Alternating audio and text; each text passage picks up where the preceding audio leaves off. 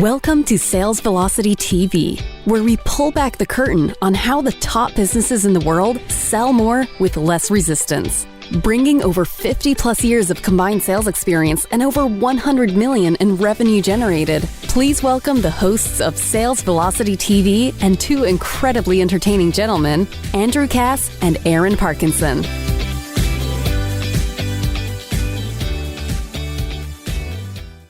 Welcome everybody. Episode 61 today, and we're digging into the topic of podcasting, which is, I gotta say, Aaron, probably the hottest form of media today. Would you agree, disagree? I know we get caught up with social media and Facebook and Instagram and YouTube, and that's all fine and good, and we're there, but the podcast game is just unbelievable. I'm gonna show some stats in a minute. It's fascinating. You know what, man? It's one of those things that you have to play short-term and long-term in your marketing, right?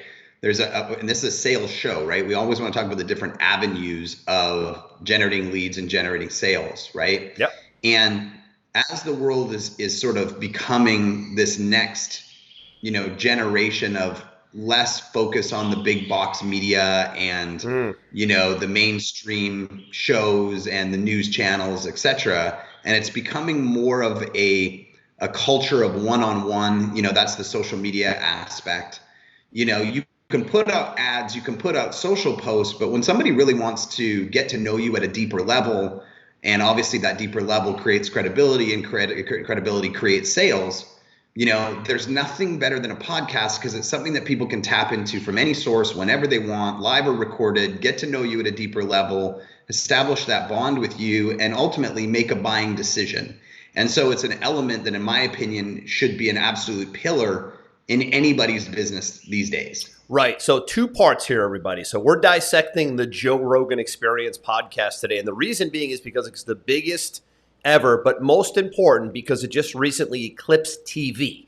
So that's like, to us, that's like a trigger. We want to talk about that. So we're going to do a two-part series here on the show. If you're watching live, there's some stats I'm going to show. You can get it in the show notes at salesvelocitytv.com. But this week's strategy, big picture, how does a show eclipse TV? I mean, that should get your attention as a business owner. Next week, we'll get into some tactics. If you don't have a show and you're intimidated by the tech, you've always wanted to have a podcast or a show like this, or both preferably, we'll get into some of the simple steps on how you can execute, get some tech in place, just get some basic technology like audio and lights and inexpensively to get your voice out there. Because today, audio and video is the go-to media. Video is best. This is why we do a show in video. This is, whenever you're watching this, we do it live in our public Facebook group. We feed right in with this technology, which we'll show you next week, which will be pretty cool. I'll show you the studio software that we use. We feed right into our Facebook group. It's all linked together, very cool TV style. And then we grab the audio, our team, I should say, and we'll talk about that too, how to build a team around this. Our team grabs our audio and then takes the audio portion and syndicates it into all the top audio platforms like Apple, Google, Stitcher, Amazon, Spotify, all the big ones. And then the video play allows you to sort of have your own TV show, aka YouTube, which I think is as big as TV today also. So there's a lot of different angles we'll talk about next week, but more so the power of podcasting to make more sales, and what Joe Rogan has done, like him or hate him, is absolutely astronomical for branding purposes. And if you're watching this, you probably care a great deal about your brand and how you can make it bigger, better, more trustworthy, more credible. This is the way to do it. And Aaron, I want to bring this up real quick. By the way, before we kick off, if you hear some birds chirping in the background, Aaron lives on a deserted island off like in the middle of the Atlantic. He's the only person on there's no population. It's just him and his family. He sees no one. No, I'm kidding. No, he lives in the Cayman Islands. There's like a whole parrot parade going on out there today. So if you hear and see birds, is that, or are they your pets? I didn't quite get that. Well, my son, out of nowhere, he decided he wanted to have birds as a pet. So we got two cockatiels, knowing nothing about birds. They're in a huge, I don't think we're even going to eat them because I'm looking at them every day saying, I feel like a horrible human being. These things should be free. They should be flying. So either we're going to build them an aviary in the backyard or, possibly give them to the parrot sanctuary. I don't know. But they're hilarious, and all they do is chirp and sing all day long. Are they in cages or are they flying around your house? They're in a very large cage so that they can fly or chill out downstairs in our very large kitchen. Interesting. Well, I bought my daughter a baby turtle for Christmas, so I guess at least it's quiet. I have to hear the turtle is much quieter. Turtles are pretty quiet. So yeah, we love have the kids sound in of birds. animal phases, I guess, right? But hey, listen, anything to avoid the dog for me. I know you have a bunch of dogs, but for me, it was it's like Animal Kingdom over here, bro. Yeah, it's like what is it? Ace Ventura, Pet Detective, right over there. Guy's got pets coming out of his closets. Anyways, jumping back here today. So check this out. This is why we decided to unpack the Joe Rogan Experience brand. We did this last year, by the way.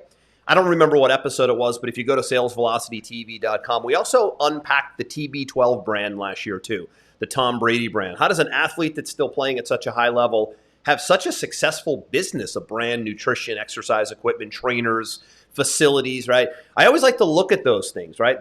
When businesses break out and do something totally different and unique, we like to talk about it. And you're going to see in 2022 here, whenever you may be watching this, we're going to be dissecting a lot of business models that have just elevated themselves in a way where they stand apart. But check this out. I couldn't even believe this, Aaron. Check this out. Oh, that's not what I want to show. Let me find my Nielsen ratings here. Tell me if you can see this. There we go. I can see it. So, Aaron, check this out. I can't even believe that this happened. So the Joe Rogan Experience podcast in the third quarter of 2021, these are the Nielsen ratings, right? This is like, eyeballs and views. This is data, right? The Joe Rogan Experience, and it is viewers per show in the millions. So what is that, 11 million viewers per show-ish? Yep. The next most this is a podcast. Now, he does video like us. So if you've ever watched the Joe Rogan Experience, where he is now is not necessarily duplicatable, right? He brings people into a studio in Texas, and they do like a real TV-style talk show, kind of like you and I are doing right now, but we're remote. We're in different parts of the world, right? Yeah. And he does that so that you can get the video version as well, so it feels like a TV show. But here's the thing. Television, TV, Fox, MSNBC, CNN, all the top networks. The number one show right now is Tucker Carlson Tonight at 3.24 million. I didn't even know that was the number one show. Then there's the five, Hannity, Fox News, The Ingram Angle, The Rachel Maddow Show, MSNBC, and there's my favorite network of them all, by the way, not to veer off, CNN. Constant negative news has found its way down the bottom. Happy to see that, actually, from my perspective. I'm not a big fan of CNN. But at the end of the day, how does a podcast get to this level where it doesn't only eclipse normal television, but it does it by fivefold? Isn't this incredible? Yep, it's insane. So the power of podcasting, look at these numbers. You may not necessarily have aspirations to be bigger than TV shows and go sign a $100 million deal like I think Joe Rogan did with Spotify or something. He's a entertainer. He's a professional celebrity. He's done this a different way, non-traditional TV, like you said earlier, Aaron, more so into what's the new form of media, which is things like online video and podcasting. Here's the key. This is now becoming as trusted or more trusted I would say media way more trusted than TV that we came up with. So if you're not in this game, because TV is a little harder to get into, there's production, there's big cost, and it's slower. We're here. Here we are. The podcast has arrived. I think it had arrived maybe a year or two ago. But when I saw a podcast show eclipse a television primetime TV show, it was like the light bulbs went on. And hey, this is the game you need to be in right now. So as a business owner watching this, you don't necessarily have to have a Joe Rogan Experience size network. You can be a celebrity in your niche, and you should think about being a celebrity in your niche because it only matters to your niche, right? And getting a show that is well recognized, very relevant within your niche. I'm a big believer in publishing books as well. I think having a book and having a podcast like this, or just audio, if video is intimidating, don't worry. We'll show you some tricks next week on how to keep it to just audio. There's some great shows that are just audio. And at the end of this episode, Aaron and I will share our favorite podcasts with you guys, the stuff we listen to, business, pleasure, health, wellness, whatever. We'll talk about some of those at the end. But let's talk about how this happened. I don't know Joe Rogan that well. I only learned about him, Aaron. I know your background is MMA. He's an MMA guy, so you know him well. I only really started to see the swell last year. 2020, people were saying, hey, you got to listen to this guy's podcast. He gets these huge celebrities on. Elon Musk. I think he had Sylvester Stallone on once. I mean, massive. Bro, think about this. Just stop and think about this for 1 second. He had Edward Snowden on 2 years ago. 2 years ago. Okay. Yeah, think about that. If you go and check out how many views it has, it's like 20 million views. That guy's in isolation, hiding from the American government for whistleblowing on the CIA. And Wow. Joe had the balls to put him on Zoom because he couldn't get him in the studio, obviously. Right. And say, hey, so what did you do? Why did you do it? You know, what were the motivations? You know, did anybody try to kill you? You know, like this guy gives 0 Fs about controversy, not because he's trying to stir up controversy, because he's just legitimately curious and he wants to know from an unbiased opinion. What do you got to say? Let me ask you some questions about it. I mean, he's had Elon Musk, he's had Edward Snowden. Wasn't he smoking a joint on a show with Elon Musk? I heard. I didn't catch that one. They were legitimately smoking a joint on the show. Yeah, because it's his show, so sometimes they're smoking cigars. Public TV wouldn't have allowed that naturally. No, right? he's a big believer in cannabis. He's a big believer actually in experimental, LSD, like stuff like that with regards to mental health.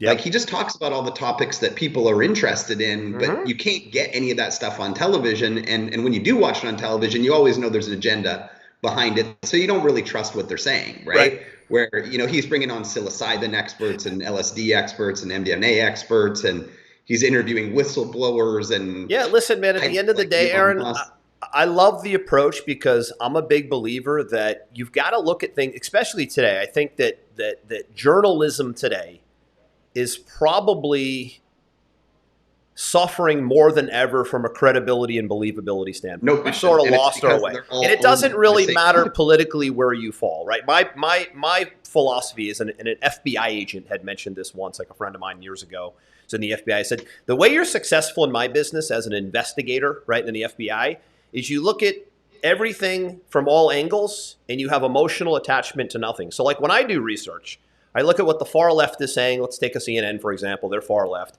I look at what the far right is saying, like a Fox News. Let's see what they're saying.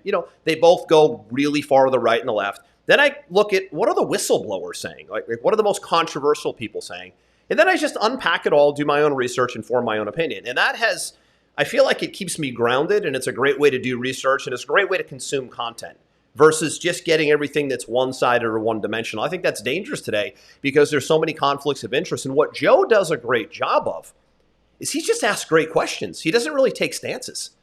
I've listened to about three or four of... And he's really good at calling people out when they're blatantly lying too, which you also never see on mainstream media. That's true. Like when he had Sanjay Gupta on the other day, he said, why did CNN tell everybody that I was taking horse dewormer when I was actually prescribed ivermectin by my doctor when I got COVID? Why were they lying? And Sanjay Gupta he was trying to avoid the question, and he just kept on him. No. Admit your network was lying about me. Here, I can show you right here. He pulled up the screenshots. He pulled up the videos. This is like a huge guy. This is their medical guy on Sanjay Gupta. And he's like, do I need to sue your network in order for you guys to admit that you just lie to the public sometimes? And he put him right on the spot and would not let him off. He did. In fact, matter of fact, that was the first time I watched Joe Rogan because I really follow the COVID narrative probably too closely. I really study it quite a bit. Again, all sides. And I was shocked that he had him on. I mean, CNN, in my opinion, is the biggest propaganda machine of our lifetime. Went on. He had to know that was coming. I don't know. I mean, maybe he did, and he looked a little blindsided. But I think CNN is the biggest propaganda machine in the history of America. Personally, that's just my opinion. But what they did with the ivermectin medicine story. By the way, ivermectin is on the WHO's list of go-to must-have medications. Won a Nobel Peace Prize. But here's what they did. There's two versions. There's a veterinarian version and there's a human version. Obviously, he wasn't taking the veterinarian version, you morons. He was taking the human version. But what they did is they gaslighted everybody. And they made it as if he was taking the vet. They needed to invalidate it because it worked against COVID. And God forbid that narrative gets out there, right? That kind of, puts a monkey wrench in the vaccine agenda. And he goes, but your network lied.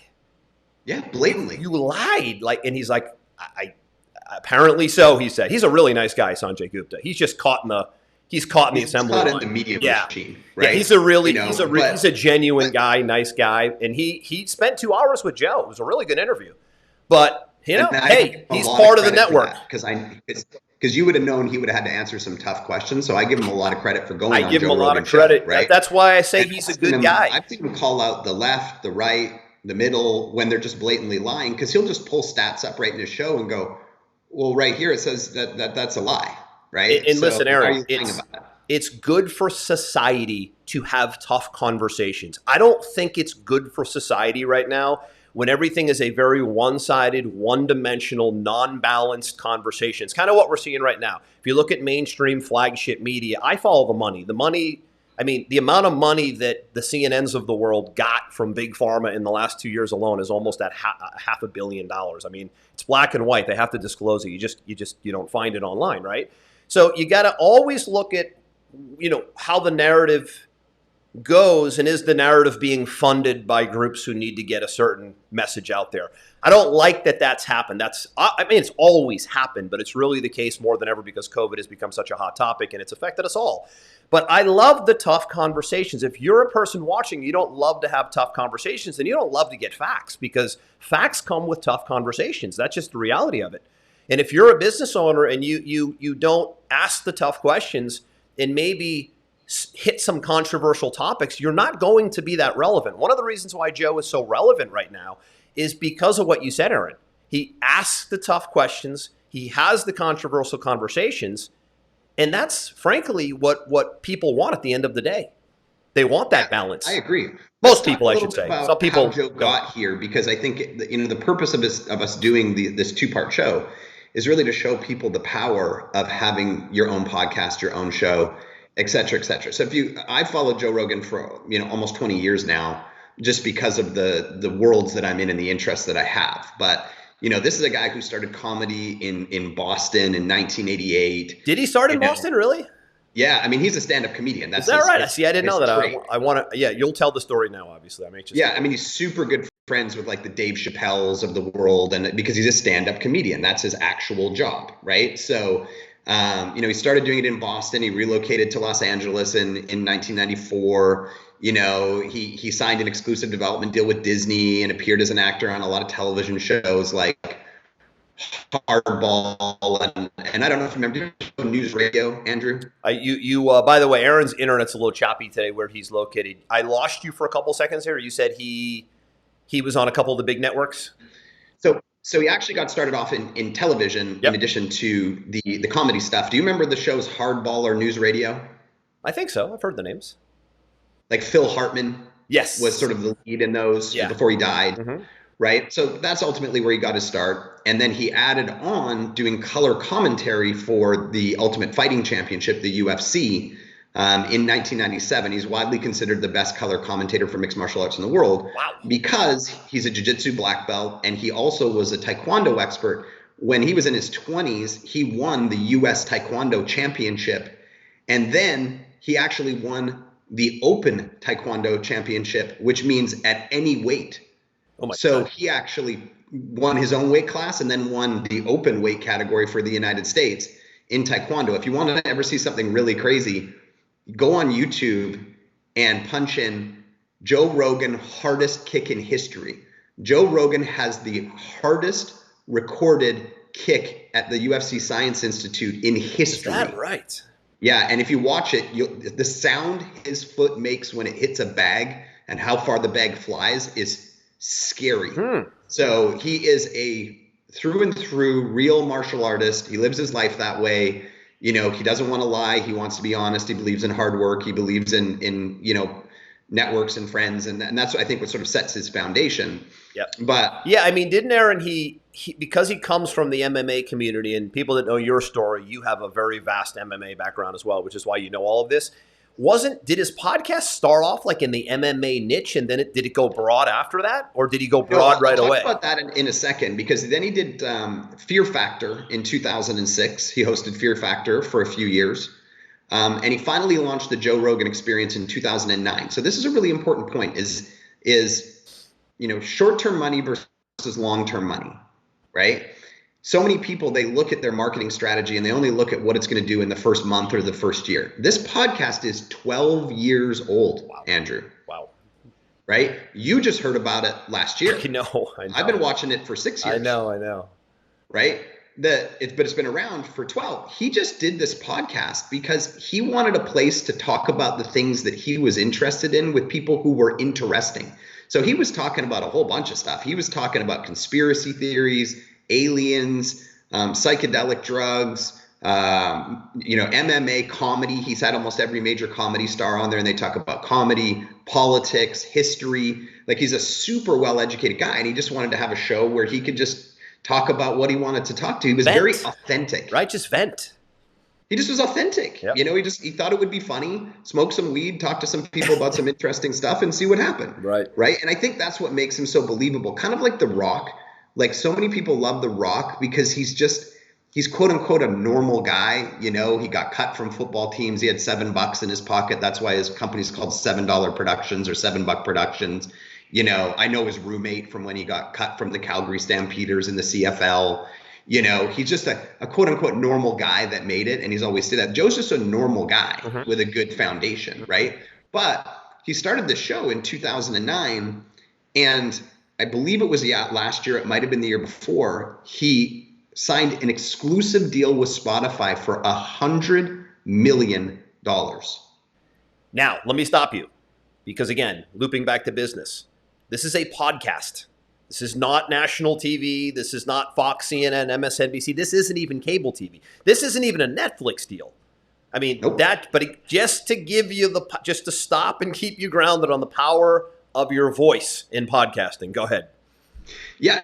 And the thing is that he was on all the usual stuff like us before, right? Yep. He was on the YouTubes and the Stitchers and the iTunes and blah, blah, blah. And a lot of people, when Spotify signed this deal with it, they said, "Are you insane?" Now they're saying it's a steal of the century because look at the amount of people on that Nielsen rating that are watching this show. Amazing. Right? And they're running ads on it. Yep. They're exclusive, and just to give you some context, right? If you were on YouTube and you were doing this, for every million views you get, you make about $7,000 on ads, in right? ad revenue from YouTube. Right? So before he was making, if he's getting 5 million views a show, he's making $35,000 in ad revenue. He's an investor in On It. I hear you, buddy. Aaron? Andrew, can you hear me okay? Yeah, you were good. I think that you, on your side, it might look worse than it does on my side. You're good. I'll tell you if you're not good. Okay. So, Andrew, you're a big health and fitness guy. You're familiar with the company On It, right? Yes. Right. He's an investor in On It, amongst many other things. So you often see him wearing an On It shirt, right? So On It was getting huge publicity from the show because he always had an On It shirt on, and that grew that business. And he's got a couple other businesses that he talks about growth. So he was constantly marketing his own businesses, building his own profile, getting people to sponsor the show, making commercial money, making ad revenue money from YouTube. He was doing just fine. He didn't need to go exclusive with anybody because he just kept building his audience, having fun, drinking beers, smoking weed, talking to people, and the audience just kept growing and growing and growing because it was such an interesting show. Right. And then Spotify said, "Look at this asset. We're going to lock this down for $100 million right now." And he was like, "Okay, cool. If you want to sign me that check, no problem." Okay, right? Cool. $100 million. Right? Sounds like a good idea. Yeah, so he still does his UFC commentary. He still does mostly all the pay-per-view shows because he's a super fan and he's the most educated guy in that space. He's still got all of his investments. Now he's got $100 million from his Spotify show. Wow. And honestly, he talks about how when he goes home, his parents and his kids still look at him and go, "You're still the same idiot you've always been," right? I mean, what this guy does is he hunts his own meat because he believes in that world. He constantly hunts his own elk and cooks it for himself. He works out 2 hours a day. He reads a ton. He studies a ton. He's just a normal guy that's getting these amazing guests on and asking them the things he's interested to and calling them out on their bullshit, when they're lying. Which is a good thing because we need more of that today. Which we need more of. And at the end of the day, just his authenticity and just being himself is what makes him, relatable and believable and probably the most trusted news source on the planet right now by people who are in the know, which is great, right? Yeah. And he just did a couple episodes with guys that you're big fans of, Robert Ballone, who developed the mRNA, another doctor I can't remember. Really, Dr. McCullough. he wanted to get his own questions answered about big pharma and vaccinations and blah blah blah blah blah. Conflicts of interest, transparency, things Yeah, that matter. he just wanted to understand it better. Yeah, he just wanted to unpack it. He didn't take a stance. He just unpacked it. He just wanted to unpack it. Yep. And those episodes have gone crazy. I mean, they're being shared and viewed like nothing I've ever seen. The Robert Malone podcast, and we'll talk about how this translates to you in business in a second. The Robert Malone podcast I've listened to twice, which means I've spent 6 hours because I genuinely am concerned and want to understand every single aspect of the science and the narrative and the conflicts of interest and the transparency issues and the legal issues that surround COVID. There's many. Fascinating, right? But a great question asker, just really digging down with good qualified people and asking them questions. And, some things maybe people will believe, some things they won't. But, what I loved about that one particular episode was that Dr. Malone is so thorough and so thoughtful. Nobody cites more scientific data and events in situations than he does. So he's a real believable guy because he's an insider. He's a true vaccinologist, and he's really been part of this game early on. So that's a great one. And that was really, the second or third one I ever watched, Aaron, because I don't know him that well. I listen to, in the podcast, I've also been a little intimidated because when I see 3 hours and 2 hours, I'm like, right? It's like, and he does that. It's a different model. His 2 and 3 hour conversations is not the normal podcast model. The normal podcast model is, I've seen from 15, 20 minute quick little bites on the low end to like an hour on the high end, maybe 2. You and I try to stay within about that 30 to 60 minute window. So we'll talk about that in a minute too, because there's a great lesson there though, right? He's doing it for himself. He always has, for his own interest and his, well said. He is, you're right. He might, sometimes they're an hour, sometimes they're 3 hours. Sometimes he's drinking beers with them. Sometimes he's not. He's not looking at the clock because when he's done, he's done. Yeah. He's there for himself. Right. And that authenticity, it's very similar with you and I. We get on the day before and we go, what do we want to talk about tomorrow? Right. And then we go, okay, let's talk about this. Right. And sometimes we're on it. Sometimes we're not. Sometimes we go off on tangents. Sometimes we don't. That's the beauty of having your own show, is it's not this scripted, boxed in, agenda driven bullshit that comes from the standard media. It's what we are interested in, what we believe in. And that's what makes it so easy for our listeners and our viewers to start their own show. There's no rules. The other thing to piggyback off that is sharing your perspective. What I think builds credibility, trust, and obviously a community or a viewership or a customer base is when people feel like they can get to know you a little bit. People will always do business with people they like and trust versus big companies. And a podcast is a great way to get your voice out there and share experiences. Most podcasts are interview based. You and I took a different approach where it's just two guys talking. His is interview based. He doesn't just talk to the camera. He brings on experts and he interviews a lot of people. So there's a lot of different formats. I like a blend personally. So if you're a business owner going, oh my God, where do I begin? Do I do it just me? Like Russell Brunson, for example, does a marketing secrets podcast, and they're like 10, 15-minute bite-size podcasts, literally of him on his way to work. He just grabs his iPhone, it's a podcast, just audio, puts his earpods in. You can hear some of the background noise sometimes. He doesn't care. He's being himself. He's authentic. It is such a likability play. And he's usually just sharing like one tip, like, hey, I'm on the way to my office and we're working on this sales funnel today. And we got this team coming in to do video production. And, here's what we're trying to achieve with this. And it's really just a look over my shoulder, quick 15, 20-minute thing, no guests, right? Here's you and I on our show, pushing year 2, episode 61. We know each other for so long. We just like to talk shop when it comes to sales and marketing and business growth and scaling. Joe's a big interview guy. Some of the podcasts I listen to, which we'll talk about in a little bit, are all interview based. And then some are just one-on-one, right? Like Russell's, where you're just sort of talking about something you found, a journey, a discovery, right? I mean, a lot of them are story based, right? There's a lot of ways to play it. My back is killing me, man. I just tweaked my back to a deadlift this morning, and I'm trying to get comfortable. If you see me all over the place, hold on one second. I was, doing my X3 deadlifts, and I'm like, I think my top weight, right, was like 360 at the highest point, and I'm at 48. That isn't feeling as good as it did at 38. I have to tell you. Anyways, So yeah, different formats. Let me tie some of this a little bit together, Andrew, for those people that are like, why are we talking about a podcast? Like, I'm still not understanding the connection with my business. Right, that's where I want to go next. Exactly. What I mentioned earlier was that Joe's trade is stand-up comedy. Mm-hmm. Okay? You can go and look up any of his stand-up comedy specials in all the usual places, okay? He does a lot of stand-up comedy at the Comedy Store in LA, right? Which is is a mecca for stand-up comedians. Everybody gets their start there, et cetera, right?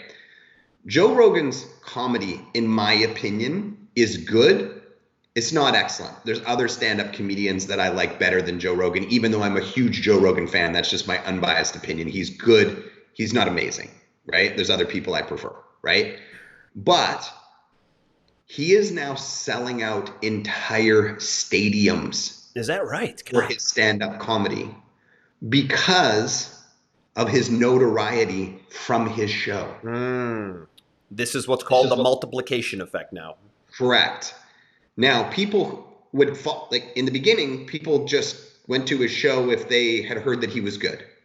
Then more people went to his show because they might have been UFC fans and he was always doing the color commentary. Sure. So it was that name association. Oh, let me go check out his stand-up comedy and see if he's any good. Then the Joe Rogan podcast came out, and now he's literally selling out 16, 17,000 person stadiums for stand-up comedy.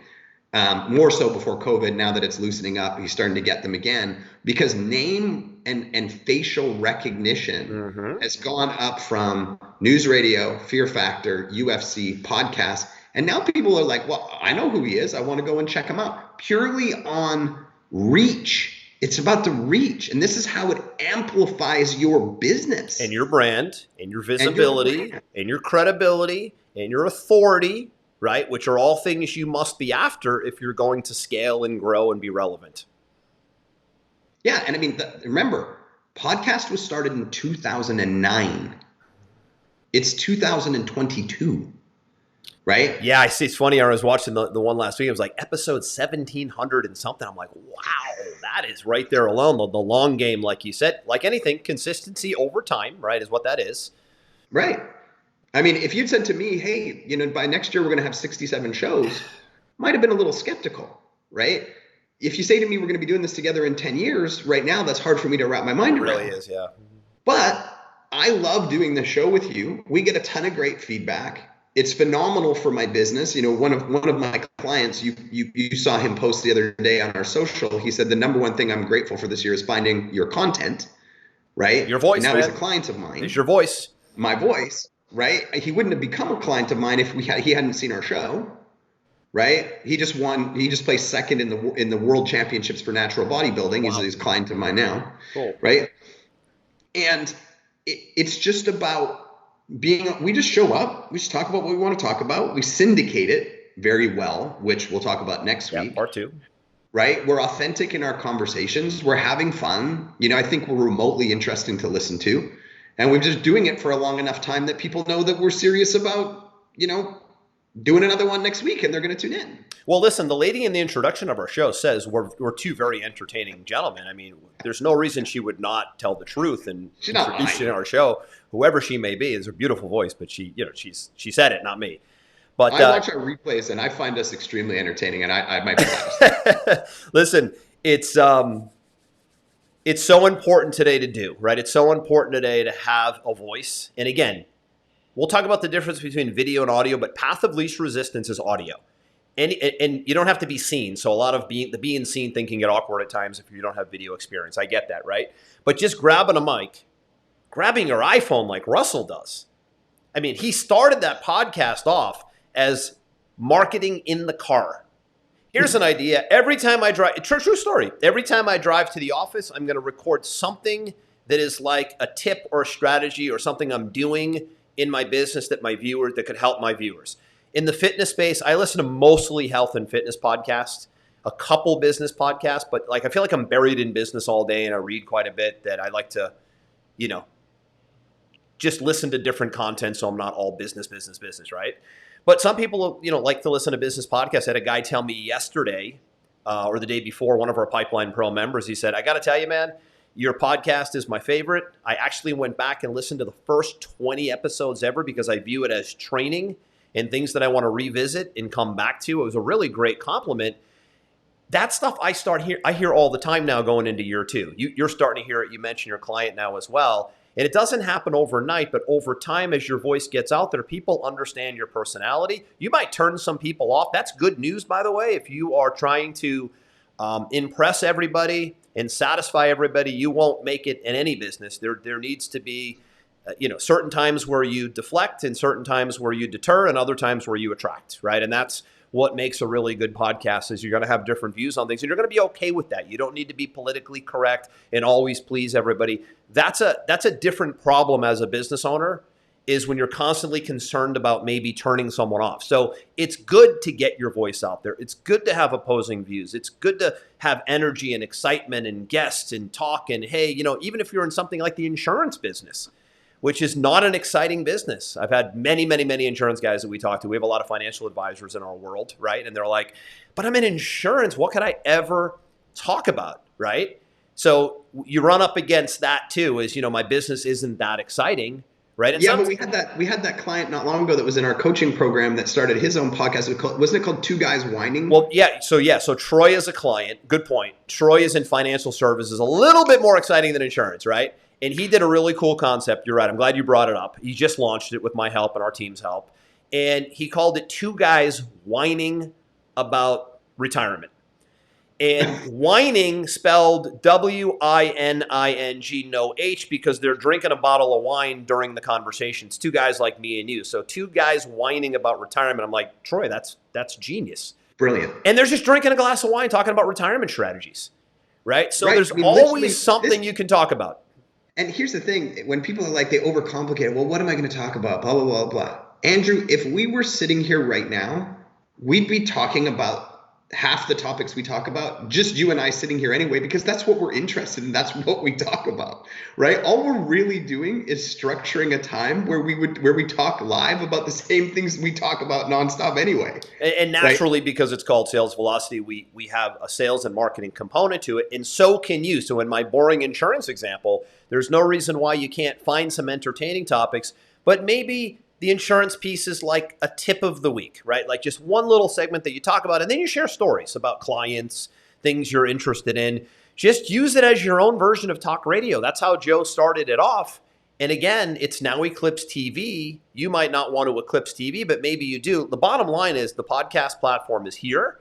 It's been here. It's validated. The stats I showed are real. And if you don't have this form of media in your business, I think you're missing a key piece of the puzzle, which is your voice and the ability to get your personality into the marketplace for people to hear you, see you, like you, trust you. And that's really all we wanted to bring to the surface today is show you what's possible, what's working, what's happening. And next week, part 2, if you jumped on a little bit late here, we're going to dig into how to do it. Some of the basic tech, most importantly, syndication. Most people go, well, I could easily record something for 20 minutes. I'm a really good talker, but then what do I do with it? And there are multiple steps that need to take place, whether there's video involved, audio, lights, microphone, studio. I'm going to show you the software we use that actually syndicates this show live right into Facebook, which is super cool if you do Facebook Lives. So we'll talk about tactics next week. This was big picture strategy, specific to the Joe Rogan Experience, now eclipsing the top TV news shows, which, again, is just unbelievable to me. And something you need to study as a business owner. Watch what's working, watch what has gone stratosphere, and study some of the elements of it so that you can implement a couple of those components in your business and scale. Agreed.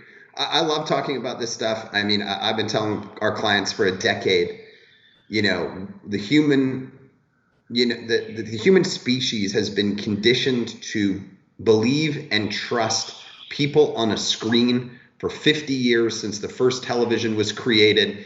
It's so powerful that we watched O.J. Simpson kill his wife and still get off because people believed he's the juice. He would never do such a thing. He's the guy in Airplane, the movie. He's O.J. Simpson. He could never do such a thing, right? Like, humans are conditioned to believe and trust anybody that they see repetitively on a screen over and over and over again. And if you can create trust, it's very easy to sell. And interestingly today, that screen no longer has to be just TV. That's now proven, right? So now it's you not, have, it's not the TV screen, it's any screen. It's any screen, right? So here's what I'll leave you with, right? I've always felt that the most trust and credibility and sort of celebrity-like feel comes from three platforms. We have great respect for authors. So if you're a published author, I always push to publish assets, have a book, right? My book, Sales Velocity, was a bestseller in 2017 on Amazon, and it became the theme of the show, right? It was a great extension. So if you have a book, think about could a show become an extension of my book? That's number one. Number two, if you speak on stages, you and I have a vast speaking background. In fact, we met in the world of doing live events and speaking. I would say collectively between the two of us, we have probably spoke at or hosted probably a few hundred events combined, maybe more, right? So we always look to people who speak from stage. And the third one is, like you said, the screen, TV or video, like we're doing right now. We look at these three forms of media as that person really knows what they're talking about. They know what they're doing. And it might not always be the case, but if you want to elevate your status, you want to be published, you want to have a voice, you want to be on stages. And if you don't want to be on stages, you should have a voice in the form of video, at least one or two of them, preferably all three.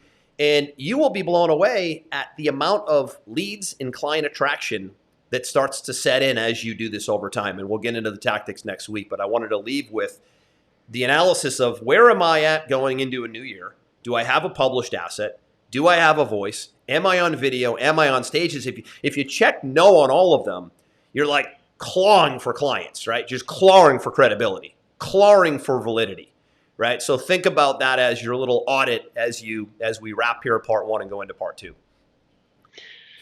You know what? Happy Friday to all of our listeners. Happy Friday to you, my friend. I'm super glad that you were really the one who coaxed me into doing this show. You said, we're doing a show. I'm not taking no for an answer. And I was like, I don't have enough time, blah, blah, blah. Like a lot of the people would think on their end today, I don't have time, blah, blah, blah.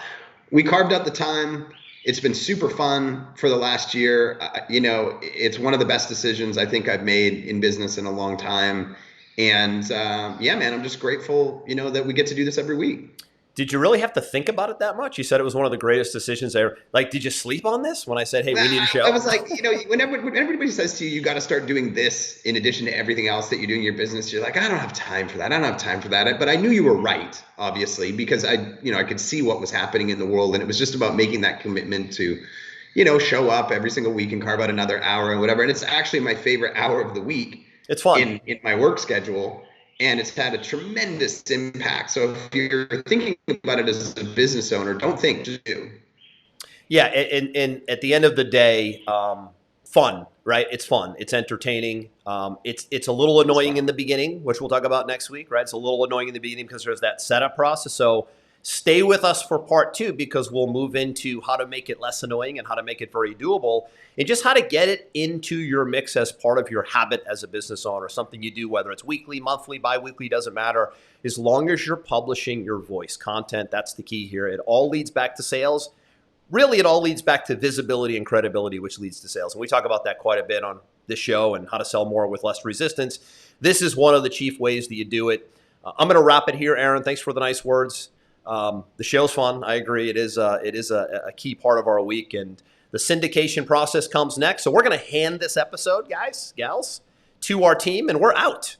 So that's an important point, right? Like we're not cutting videos and downloading audios and figuring out what goes where. We'll show you how to get a pretty simple step-by-step process in place to take your content and syndicate it amongst many, many, many platforms all at once. So you get that multiplication effect, and we'll talk about that in part two. Next week, I'm Andrew. That's Aaron. We'll see you next time. We hope you enjoyed this episode. Sales Velocity TV is powered by Pipeline Pro, the ultimate all-in-one sales pipeline management and marketing automation platform that makes all others obsolete. And we can prove it. Take a tour at gopipelinePro.com. See you on the next episode.